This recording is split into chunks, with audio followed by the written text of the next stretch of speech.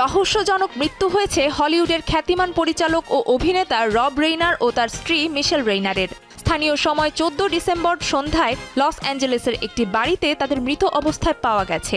জানা গেছে, প্রাথমিক তদন্তে তাদের শরীরে ছুরিকাঘাতের চিহ্ন পাওয়া গেছে। রেইনারের ঘনিষ্ঠজনের এক সূত্র জানিয়েছে, রব রেইনার এবং তার স্ত্রী মিশেল সিঙ্গার রেইনারের শরীরে ছুরিকাঘাতের ক্ষত ছিল। লস অ্যাঞ্জেলেস পুলিশ ডিপার্টমেন্ট এক বিবৃতিতে জানিয়েছে, ডাকাতি ও হত্যা সম্পর্কিত বিভাগের গোয়েন্দাদের এই মামলাটির তদন্তের দায়িত্ব দেওয়া হয়েছে। লস অ্যাঞ্জেলেস পুলিশ এর ক্যাপ্টেন মাইক ব্ল্যান্ড এটিকে হত্যাকাণ্ড হিসেবে তদন্ত করা হচ্ছে বলে জানিয়েছেন। বর্তমানে রেইনারের বাড়িতে বিপুল সংখ্যক পুলিশ মোতায়েন রয়েছে। লস অ্যাঞ্জেলেসের মেয়র ক্যারেন বাস রেইনারের মৃত্যুতে শোক প্রকাশ করে বলেছেন, এটি তাদের শহরের জন্য এক অপূরণীয় ক্ষতি।